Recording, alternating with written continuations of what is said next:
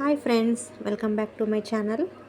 ಇವತ್ತು ಕ್ಯಾಪ್ಸಿಕಮ್ ಎಣ್ಣೆಗಾಯಿ ರೆಸಿಪಿ ಹೇಗೆ ಮಾಡೋದು ಅಂತ ಹೇಳಿಕೊಡ್ತೀನಿ, ಬನ್ನಿ ನೋಡೋಣ. ಮೊದಲಿಗೆ ಕ್ಯಾಪ್ಸಿಕಮ್ ತೊಗೊಂಡಿದ್ದೀನಿ, 1/4 kg ಕ್ಯಾಪ್ಸಿಕಮ್ ತೊಗೊಂಡಿದ್ದೀನಿ. ಇದನ್ನು ನೀರಲ್ಲಿ ವಾಶ್ ಮಾಡಬೇಕು. ಇವಾಗ ಮೊದಲಿಗೆ ಸ್ವಲ್ಪ ಒಣ ಕೊಬ್ಬರಿಯನ್ನು ಹುರ್ಕೋಬೇಕು, ಚೆನ್ನಾಗಿ ಹೊಂಬಣ್ಣ ಬರೋವರೆಗೂ. ಅದು ಹುರಿದಾಗಿದೆ.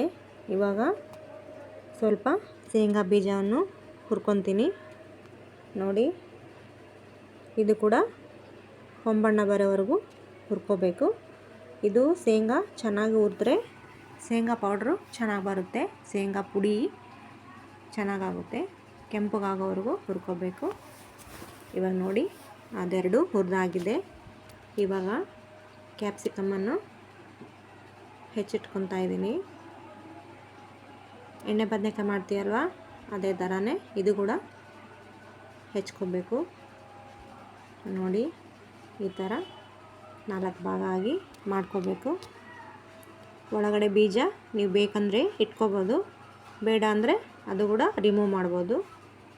ಇದೇ ಥರ ಎಲ್ಲ ಕ್ಯಾಪ್ಸಿಕಮ್ಮನ್ನು ಹೆಚ್ಚಿಟ್ಕೊತಾ ಇದ್ದೀನಿ. ಅದಾದ ನಂತರ ಮಸಾಲ ರೆಡಿ ಮಾಡೋಣ. ನಾನಿಲ್ಲಿ 2 ಈರುಳ್ಳಿ, 2 ಟೊಮೊಟೊ, ಸ್ವಲ್ಪ ಕೊತ್ತಂಬರಿ ಸೊಪ್ಪು ಸಣ್ಣಗೆ ಹೆಚ್ಕೋಬೇಕು. ಇವನ್ನೆಲ್ಲ ಮಸಾಲೆಗೆ ರೆಡಿ ಮಾಡ್ಕೊಳ್ಳೋಣ. ನೋಡಿ, ತುಂಬ ಸಣ್ಣಗೆ ಹೆಚ್ಕೋಬೇಕು, ಹಾಗಂದರೆ ಫಿಲ್ಲಪ್ ಮಾಡೋಕ್ಕೆ ಚೆನ್ನಾಗಿರುತ್ತೆ. ಇವಾಗ ಇದನ್ನೆಲ್ಲ ಹಾಕಿದ್ದೀನಿ. ಇವಾಗ ಇದಕ್ಕೆ ಸ್ವಲ್ಪ ಅರಿಶಿಣ, ಅದಾದ ನಂತರ ರುಚಿಗೆ ತಕ್ಕಷ್ಟು ಉಪ್ಪು, ಸ್ವಲ್ಪ ಅಚ್ಚ ಖಾರದ ಪುಡಿ. ಖಾರ ಎಷ್ಟು ಬೇಕೋ ಅಷ್ಟು ನೋಡಿ ಹಾಕ್ಕೊಳ್ಳಿ. ಇದು ಖಾರ ಮೆಣಸಿನ್ಕಾಯಿ ಅಲ್ಲ ನಾನು ಮಾಡ್ತಿರೋದು, ಸಪ್ಪ ಮೆಣಸಿನ್ಕಾಯಿ ಇರುತ್ತಲ್ಲ, ಆ ಮೆಣಸಿನ್ಕಾಯಿ ಮಾಡ್ತಿರೋದು. ಸ್ವಲ್ಪ ಶುಂಠಿ ಬೆಳ್ಳುಳ್ಳಿ ಪೇಸ್ಟ್, ಸ್ವಲ್ಪ ಬೆಲ್ಲ ಹಾಕಿದರೆ ಚೆನ್ನಾಗಿರುತ್ತೆ. ಮತ್ತು ಶೇಂಗಾ ಪೌಡರ್ ನಾನು ಆವಾಗಲೇ ಹುರಿದು ಇಟ್ಕೊಂಡಿದ್ನಲ್ಲ, ಅದನ್ನು ಪೌಡರ್ ಮಾಡಿ ಇಟ್ಕೊಂಡಿದ್ದೀನಿ. ಮಿಕ್ಸಿಗೆ ಹಾಕಿ ಶೇಂಗಾ ಪೌಡರ್ ಮತ್ತು ಒಣ ಕೊಬ್ಬರಿ ಪೌಡರ್ ಇವೆರಡನ್ನು ಹಾಕ್ಕೋಬೇಕು. 2ರಿಂದ 3 ಸ್ಪೂನ್ ಹಾಕ್ಕೋಬೇಕು. ಅದಾದ ನಂತರ ಸ್ವಲ್ಪ ಎಣ್ಣೆ ಹಾಕಬೇಕು, ಚೆನ್ನಾಗಿರುತ್ತೆ. ಇವಾಗ ನೋಡಿ, ಇದನ್ನೆಲ್ಲ ಚೆನ್ನಾಗಿ ಮಿಕ್ಸ್ ಮಾಡ್ಕೊಳ್ಬೇಕು. ಇದರಲ್ಲೇ ಉಪ್ಪು ಖಾರ ಎಲ್ಲ ಬೆರಿಬೇಕು, ಆ ಥರ ಇದನ್ನು ಮಿಕ್ಸ್ ಮಾಡ್ಕೋಬೇಕು. ನೋಡಿ ಯಾವ ಥರ ಅಂತ, ಹೀಗೆ ಇದನ್ನು ಕಲಿಸ್ಕೋಬೇಕು. ನೋಡಿ, ಎಲ್ಲ ಮಿಕ್ಸ್ ಆಗಿದೆ. ಇವಾಗ ಇದಕ್ಕೆ ಫಿಲ್ ಮಾಡೋಣ. ನಾನೇನು ಹೆಚ್ಚಿಟ್ಕೊಂಡಿದ್ನಲ್ಲ ಕ್ಯಾಪ್ಸಿಕಮ್, ಅದಕ್ಕೆ ಒಂದೊಂದಾಗಿ ಎಲ್ಲವನ್ನು ಫಿಲ್ ಮಾಡೋಣ, ತುಂಬಬೇಕು. ಬದನೆಕಾಯಿ ತುಂಬ್ತೀವಲ್ವ, ಅದೇ ಥರನೇ ಕ್ಯಾಪ್ಸಿಕಮ್ ಕೂಡ ತುಂಬ್ಕೊಳ್ತಾ ಇದ್ದೀನಿ. ನೋಡಿ, ಆಲ್ಮೋಸ್ಟ್ ಎಲ್ಲ ತುಂಬಿ ಇಟ್ಟಿದ್ದೀನಿ. ಬನ್ನಿ ಇವಾಗ ಎಣ್ಣೆಗಾಯಿ ಮಾಡೋಣ. ಒಲೆ ಹಚ್ಕೊಂಡು ಒಂದು ಕುಕ್ಕರ್ ಪ್ಯಾನನ್ನು ಇಟ್ಕೊಂಡಿದ್ದೀನಿ. ಅದು ಕಾಯಲಿ. ಕಾದಾದ ನಂತರ ಸ್ವಲ್ಪ ಎಣ್ಣೆ ಹಾಕ್ಕೋಬೇಕು ಒಗ್ಗರಣೆಗೆ. ನೋಡಿ, ಎಣ್ಣೆ ಹಾಕಾಗಿದೆ.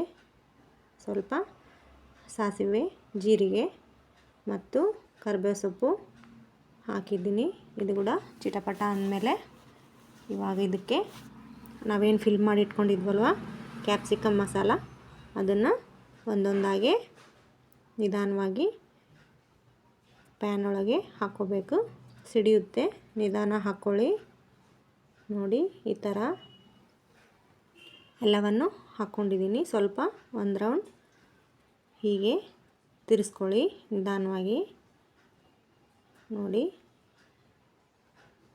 ಇವಾಗ ಇದನ್ನು ಲಿಡ್ ಕ್ಲೋಸ್ ಮಾಡಿ ಒಂದು 5 ನಿಮಿಷ ಬಿಡೋಣ. ನೋಡಿ, 5 ನಿಮಿಷ ಆಗಿದೆ. ಇವಾಗ ಓಪನ್ ಮಾಡಿ ನೋಡ್ತಾ ಇದ್ದೀನಿ. ಮತ್ತು ಇದನ್ನು ಒಂದು ಸರಿ ಮಿಕ್ಸ್ ಮಾಡ್ಕೋಬೇಕು. ನೋಡಿ, ಚೆನ್ನಾಗಿ ಕಾಣಿಸ್ತಿದೆ ಕ್ಯಾಪ್ಸಿಕಮ್ ಎಣ್ಣೆಗಾಯಿ. ಎಲ್ಲ ಫಿಲ್ ಮಾಡಿದ್ನಲ್ಲ ಅದೆಲ್ಲ ಹೊರಗಡೆ ಬರ್ತಾ ಇದೆ. ಇವಾಗ ಇದಕ್ಕೆ ಅದೇನು ಸ್ವಲ್ಪ ಮಸಾಲ ಉಳಿದಿತ್ತಲ್ವ ಅದನ್ನು ಇದಕ್ಕೇ ಹಾಕ್ಕೊಳ್ಳೋಣ ಎಲ್ಲವನ್ನು. ನಾನು ಮಸಾಲ ಜಾಸ್ತಿ ಹಾಕ್ಕೊಂಡಿಲ್ಲ, ಸ್ವಲ್ಪನೇ ಮಸಾಲ ಮಾಡ್ಕೊಂಡಿದ್ದೀನಿ. ಸ್ವಲ್ಪ ಸಾಕು ಅಂತ. ಜಾಸ್ತಿ ಮಸಾಲ ಆದರೆ ಗ್ರೇವಿ ಜಾಸ್ತಿ ಆಗುತ್ತೆ. ಕಡಿಮೆ ಬೇಕು ಅಂದರೆ ಕಡಿಮೆ ಹಾಕ್ಕೋಬೋದು. ನಾನು ಸ್ವಲ್ಪನೇ ಮಸಾಲ ಮಾಡ್ಕೊಂಡಿದ್ದೆ. ಇವಾಗ ಇದಕ್ಕೆ ಸ್ವಲ್ಪ ಹುಣಸೆ ಹಣ್ಣಿನ ರಸ ಹಾಕ್ಕೊತಾ ಇದ್ದೀನಿ. ನೋಡಿ, 1-2 ಸ್ಪೂನಷ್ಟು. ನಾನು ಹುಣಸೆ ಹಣ್ಣು ರಸ ಮೊದಲೇ ಮಾಡಿ ಫ್ರಿಜ್ಜಲ್ಲಿ ಇಟ್ಕೊಂಡಿರ್ತೀನಿ, ಹಾಗಾಗಿ ಹುಣಸೆ ಹಣ್ಣಿನ ರಸ ರೆಡಿ ಇರುತ್ತೆ. ಹಾಕಿದ್ದೀನಿ. ಇವಾಗ ಮತ್ತೆ ಇದನ್ನು ಲಿಡ್ ಕ್ಲೋಸ್ ಮಾಡಿಕೊಂಡು ಮತ್ತೆ ಒಂದು 5 ನಿಮಿಷ ಬಿಡೋಣ. ನೋಡಿ, ಇದು ಮತ್ತೆ ಫ್ರೈ ಆಗಿದೆ. ಇವಾಗ ಅದು ಮಸಾಲ ನೀರಿತ್ತಲ್ವ ಅದನ್ನು ಹಾಕ್ಕೊಂಡಿದ್ದೀನಿ. ಒಂದು ರೌಂಡ್ ಮಿಕ್ಸ್ ಮಾಡ್ಕೊಳ್ಳೋಣ. ನೋಡಿ, ಮತ್ತು ಇದಕ್ಕೆ ಸ್ವಲ್ಪ ನೀರನ್ನು ಹಾಕ್ಕೋಬೇಕು. ನಿಮಗೆ ಎಷ್ಟು ಬೇಕು ಅಷ್ಟು ನೀರು ಹಾಕ್ಕೊಳ್ಳಿ. ತೆಳು ಬೇಕಂದರೆ ನೀರು ಜಾಸ್ತಿ ಹಾಕ್ಕೊಳ್ಳಿ, ಗಟ್ಟಿ ಇರಲಿ ಅಂದರೆ ನೀರು ಜಾಸ್ತಿ ಹಾಕಬಾರ್ದು. ನೋಡಿ ಹಾಕ್ಕೊಳ್ಳಿ, ನಿಮ್ಗೆ ಹೇಗೆ ಬೇಕೋ ಹಾಗೆ ನೋಡಿ ಹಾಕ್ಕೊಳ್ಳಿ. ನಾನು ಸ್ವಲ್ಪ ತೆಳುವಾಗಿರಲಿ ಅಂತ ನೀರು ಜಾಸ್ತಿ ಹಾಕ್ಕೊಂಡಿದ್ದೀನಿ. ಇವಾಗ ಲಿಡ್ ಕ್ಲೋಸ್ ಮಾಡಿ ಒಂದು 2 ವಿಸಿಲ್ ಆದರೆ ಸಾಕು, ಜಾಸ್ತಿ ಬೇಡ. ಕ್ಯಾಪ್ಸಿಕಮ್ ಬೇಗ ಬೇಯುತ್ತೆ, ಹಾಗಾಗಿ 2 ವಿಸಿಲ್ ಸಾಕು. ನೋಡಿ, ಇವಾಗ ವಿಸಿಲ್ ಆಗ್ತಾ ಇದೆ. ಆಲ್ಮೋಸ್ಟ್ 2 ವಿಸಿಲ್ ಆಗಿದೆ. ಇವಾಗ ಇದು ಕೂಲ್ ಆಗಿದೆ. ಓಪನ್ ಮಾಡಿ ನೋಡೋಣ ಹೇಗಾಗಿದೆ ಅಂತ. ನೋಡಿ ಯಾವ ಥರ ಬಂದಿದೆ ಕ್ಯಾಪ್ಸಿಕಮ್ ಮಸಾಲ ಎಣ್ಗಾಯಿ ರೆಸಿಪಿ. ನೋಡೋಕ್ಕೆ ತುಂಬ ಚೆನ್ನಾಗಿ ಕಾಣಿಸ್ತಾ ಇದೆ. ನೋಡಿ, ಇವಾಗ ಇದನ್ನು ಜಾಸ್ತಿ ಮಿಕ್ಸ್ ಮಾಡಬಾರ್ದು, ಎಲ್ಲ ಒಡೆದೋಗುತ್ತೆ. ಹಾಗಾಗಿ ಸ್ವಲ್ಪ ತಿರ್ಸ್ಕೋಬೇಕು ಅಷ್ಟೇ. ನೋಡಿ ಇವಾಗ ಹೇಗೆ ಕಾಣಿಸ್ತಿದೆ ಅಂತ. ಎಣ್ಣೆ ಎಲ್ಲ ಮೇಲೆ ಬಂದಿದೆ, ಸೂಪರಾಗಿ ಕಾಣಿಸ್ತಾ ಇದೆ ಅಲ್ವಾ. ರುಚಿ ಕೂಡ ತುಂಬ ಚೆನ್ನಾಗಿರುತ್ತೆ. ಇಷ್ಟ ಆದರೆ ಶೇರ್ ಮಾಡಿ, ಲೈಕ್ ಮಾಡಿ. ಪ್ಲೀಸ್ ನನ್ನ ಚಾನಲ್ಗೆ ಸಬ್ಸ್ಕ್ರೈಬ್ ಆಗಿ. Thank you.